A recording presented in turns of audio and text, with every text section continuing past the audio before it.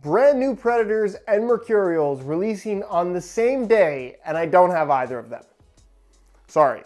Which, by the way, I do have all the new Pred variations, takedown models included on the way as we speak, so reviews are coming soon. Make sure you're subscribed to the channel and hit the little bell notification so you get notified when those reviews start going live. But because I did one for the Mercurials, I figured I would do one for the new Preds, because while it's not as extreme a change as the Mercs, the refresh does introduce some very interesting things, but also some stuff that's kind of disappointing that I figured I'd go over if you're interested in some of these new boots. Speaking of which, if you are interested in these new Preds, you do not have to pay full retail. So if you check out the links down below in the description, there will be links with exclusive SR4U coupon codes where you'll be able to pick up any of the new Pred variations below their normal retail prices. Which leads us right into the first thing that I'm a little bit upset about when it comes to these new Predator models, and that is the price. The most expensive of the top end variations is the new Predator Freak Plus, which of course replaces the Predator 20 Plus. Those retailed for $275 US.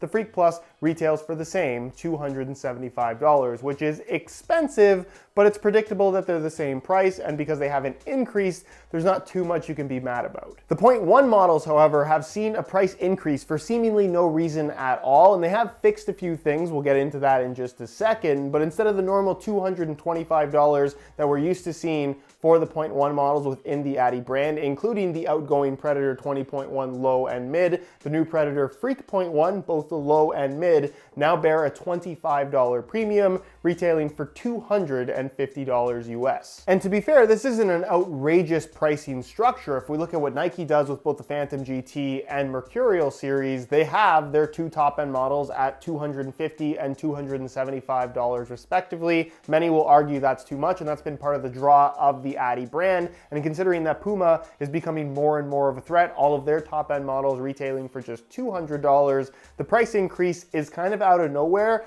and probably not going to work to their benefit. And I honestly wouldn't be surprised if 2 or 3 colorways down the line, they end up reducing the price back to $225. As for what's new, I've heard a lot of people comment on the way that they look, which is different from the Pred 20, but not drastically different. It still maintains pretty much the same core design elements with this very high cut, especially on the Plus model, and then the demon skin spikes scattered throughout the entire upper. The launch superlative colorway, I've heard some good things, I've heard some bad things. Kind of reminds me of the launch color for the Predator LZ, which I was not a huge fan of. I think these look a lot better with that neon yellow accent. I really like the positioning of the Adidas stripes, and something that a lot of people complained about in regards to the .1 variations with the Predator 20 generation is that the .1 models had a much more, I guess, lackluster finish to them. All of the fancy graphics and details you got on the Plus, you didn't get on the .1, but you do get that now with the .1 variations, along with other physical changes to the upper, making them look a lot more premium. Is that justification for a $25 price increase?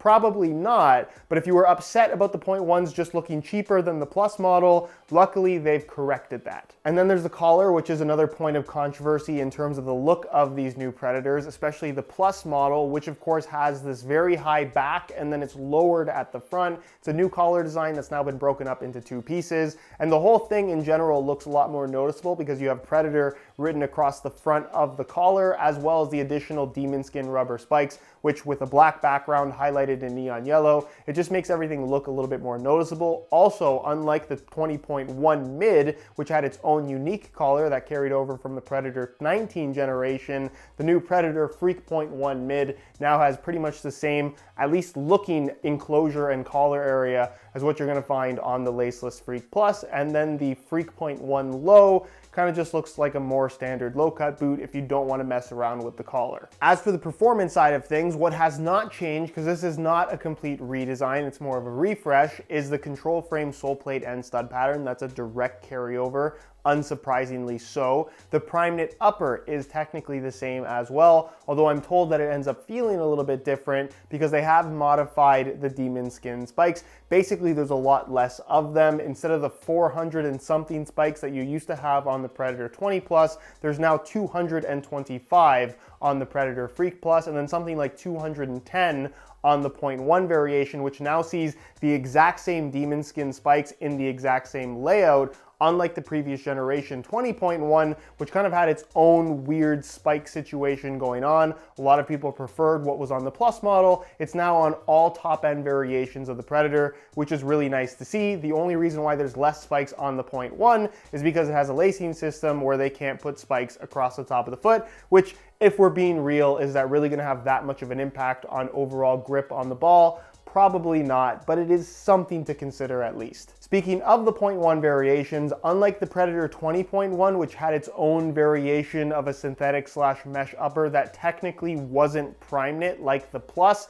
the new Freak.1 has pretty much the same prime knit upper, at least that's what Adidas is advertising, as the Predator Freak Plus, which is why they are visually much more similar. I don't think it made that much of a difference with the previous generation, but I guess technically they've upgraded the upper on the .1 models versus what we had before. As for what they're calling Demon Skin 2.0, which are the spikes scattered across the upper, they do feature a brand new design versus what we had on the previous generation, where you'll notice that they're a little bit longer and have kind of a more flowing, organic look, in my opinion. I'm really a big fan of it, and of course there's less of them. I think there's a few different reasons for that. Number one is if you free up more, I guess, surface area on the upper, it's going to make the boot in general feel more flexible and pliable and less stiff in general. So even though the upper hasn't changed, because there are less spikes glued to the surface, which are not going to have a ton of give to them when the boots are on feet, it might end up feeling slightly more comfortable. That's some of the feedback that I've been hearing. Also, the longer shape to the studs mean that there's more surface area to actually glue them to the surface of the upper. So while a lot of people did have some issues, it wasn't a widespread thing where some of the Demon Skin spikes would fall off. If there's 400 and something of them on the boot, that's kind of inevitably going to happen. But the longer surface area technically means that there should be a stronger bond between the spikes and the upper, so they should fall off a lot less frequently, especially because there are a lot less of them as well. In terms of actual grip on the ball though, they're still pretty evenly spread out. I've been told that there's slightly less grip because there are less studs, but in general, if you want that additional grip on the ball, I'm anticipating that these are going to feel fairly similar to the outgoing Predator 20 boots. Which brings us to the final significant design change to these new Preds, which is really only going to matter on the Laceless Freak Plus model, and that is of course the Laceless system, which flows directly into the collar. That's now been broken up into two pieces, which is kind of funny because I think Adidas with their laceless boots have been preaching this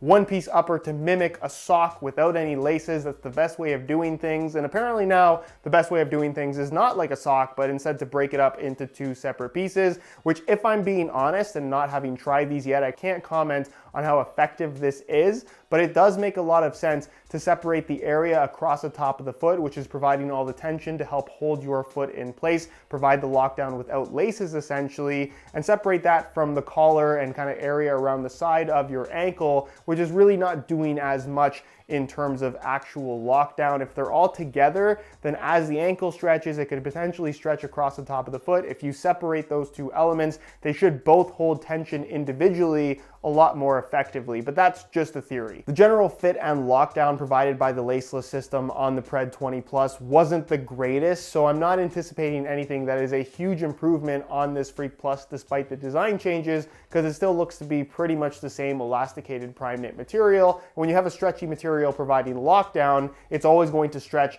when there's force applied to it, and that's kind of the thing with a lot of these full knit laceless football boots. They're either your thing or they're just not for you. I think even before me reviewing these boots, you probably have a pretty good idea of which variation of the Predator Freak, if you're interested in the Pred at all, that you're probably going to be leaning towards. So I'm anticipating some level of improvement with the new model. I think that's the point of a new model anyways, and it looks like they've made the necessary changes, not necessarily to make the best fitting, most locked down laceless boot of all time, but to make something that does ultimately fit and feel a little bit more secure in comparison to the model it replaces. But that's it for my little tech breakdown / overview. Hopefully you enjoyed this video. If you did, be sure to support it with like. Reviews of all these new Preds are coming soon, so if you have any suggestions for what you'd like to see, let me know what those are down below in the comment section. Also, feel free to ask any questions. I'll do my best to get an answer out to you. Again, if you're interested in any of these new Pred models,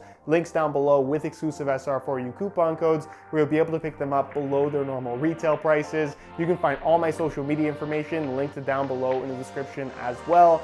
And other than that, guys, thank you so much for watching, and we'll see you in the next one.